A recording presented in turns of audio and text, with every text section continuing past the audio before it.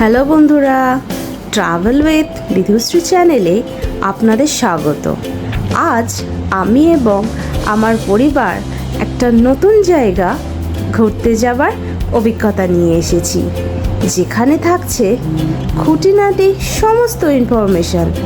কখন যাবেন, কোথায় থাকবেন, কীভাবেই বা ঘুরবেন, কতই বা খরচ হবে, সমস্ত বিষয় জানতে আমাদের সম্পূর্ণ ভিডিওটা দেখার অনুরোধ রইল। এই পর্বে থাকছে আমাদের বাড়ি থেকে সিমলা স্টেশন পর্যন্ত যাওয়ার গল্প। ব্যাগ নিয়ে আমরা প্রস্তুত বাড়ি থেকে হাওড়া স্টেশন যাওয়ার জন্য। আমাদের স্টেশন থেকে বাড়ির দূরত্ব 26 কিমি হওয়ার জন্য আমরা একটা গাড়ি ভাড়া করে নিয়েছিলাম। আমরা হাওড়া স্টেশনে পৌঁছালাম, তখন ঘড়িতে সময় বলছে 8:30। ট্রেন ছাড়বে 9:55। তো আমরা এখন 9 নম্বর প্ল্যাটফর্মে অপেক্ষা করছি, কারণ এই প্ল্যাটফর্মেই আমাদের নেতাজি এক্সপ্রেস কালকার উদ্দেশ্যে রওনা দেবে। আজ 19শে মার্চ 2025 9 নম্বর প্ল্যাটফর্মে আমাদের ট্রেন প্রবেশ করেছে আমাদেরকে এই পশ্চিমবঙ্গ থেকে 1712 কিলোমিটার দূরে হরিয়ানা রাজ্যের কালকা স্টেশনে আমাদের পৌঁছে দেওয়ার জন্য। আমরা 2AC-তে জার্নি করছি এবং আমাদের কোচ নাম্বার HA1। আমরা ট্রেনে উঠে পড়েছি, মেয়ের বিছানা রেডি, বাকিরা ব্যস্ত লাগেজগুলোকে রাখার জন্য, কারণ এই 29 ঘন্টায় এটাই আমার ওই বাড়ি। সকাল হয়ে গেছে, আমার মেয়ে ঘুম থেকে উঠে অলরেডি দুষ্টুমি শুরু করে দিয়েছে। সামনে প্রয়াগরাজ স্টেশন আসছে। এইখানেই 1 মাস আগে এক ঐতিহাসিক কুম্ভ মেলা উপস্থাপন হয়েছিল। আমরা সেই সময় আসতে পারিনি, কিন্তু এই যমুনা নদীর তীরে তার কিছুটা আয়োজন সম্পর্কে উপলব্ধি করতে পারলাম। দুপুরের খাবার আমরা ট্রেনের প্যান্টিকার থেকেই অর্ডার করেছি। বলে রাখি, নেতাজি এক্সপ্রেসের প্যান্টিকারে কিন্তু রান্না হয় না। বিভিন্ন গুরুত্বপূর্ণ স্টেশন থেকে অর্ডার অনুযায়ী খাবার তুলে প্যাসেঞ্জারদের পরিবেশন করা হয়। দুপুরের লাঞ্চের অভিজ্ঞতা হওয়ার পর আমার শাশুড়িমা বললেন, রাত্রে আর কোনো খাবার অর্ডার দেবেন না, তাহলে উপায় যেমনি ভাবা অমনি ঠিক।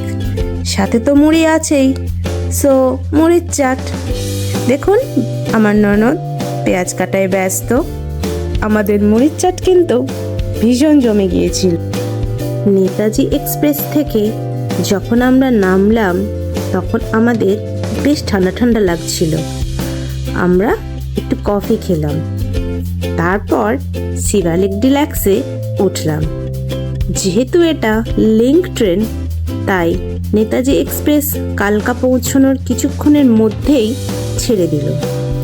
আমাদের সিট ছিল একদম পিছনের কামরায়, তাই ট্রেনটা যখন পাহাড়ের কোলে বাঁক নিচ্ছিল, আমরা সমগ্র ট্রেনটা দেখতে পাচ্ছিলাম।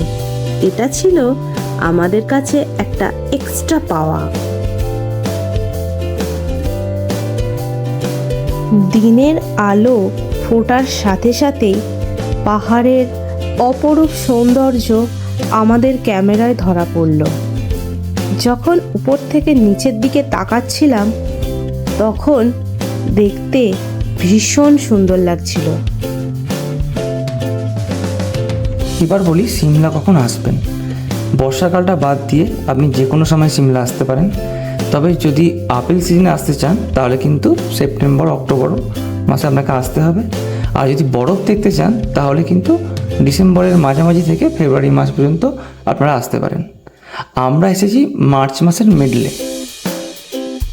এই সময় আকাশ খুব পরিষ্কার থাকে, তাই প্রাকৃতিক সৌন্দর্যে ভরপুর থাকে সিমলা। আপনারা চণ্ডীগড়ে নেমে ওখান থেকে বাই কারও সিমলা পৌঁছাতে পারেন। এক্ষেত্রে 3.5 ঘন্টা মতো সময় লাগবে। তবে আমি বলবো, কালকা সিমলা টয় ট্রেনের জার্নিটা কিন্তু সবাইকারই করা উচিত। এর যে অভিজ্ঞতা, এটা সারা জীবন মনে থাকবে। শিবালিক ডিলাক্স এক্সপ্রেসে আমাদের সকালে চা বিস্কুট এবং ব্রেকফাস্ট প্রোভাইড করা হয়েছিল।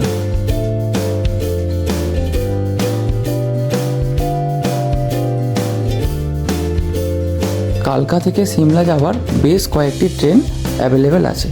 এই টয় ট্রেনগুলির টিকিট বুকিংয়ের জন্য আপনাকে 30 দিন আগে IRCTCর সাইট থেকে টিকিট কেটে নিতে হবে।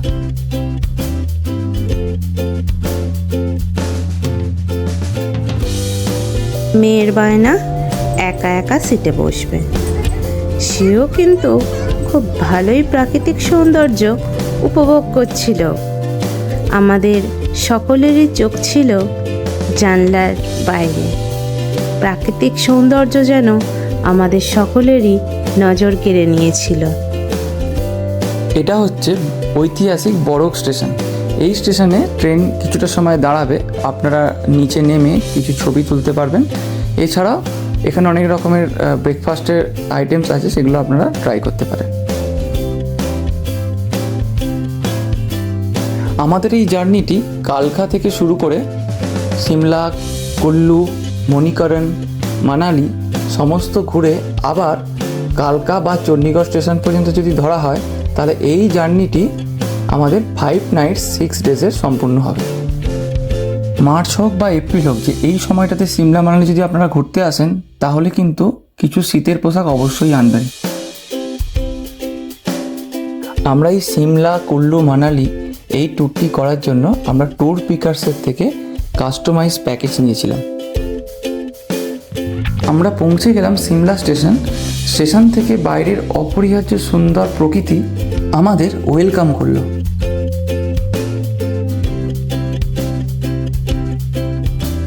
আমাদের এই পর্বে আমরা বাড়ি থেকে কালকা স্টেশন হয়ে সিমলা পর্যন্ত যে এলাম, তার কি কত খরচ হলো সেটা আমি ডেসক্রিপশন এবং স্ক্রিনে 2 জায়গাতেই দিয়ে দিলাম।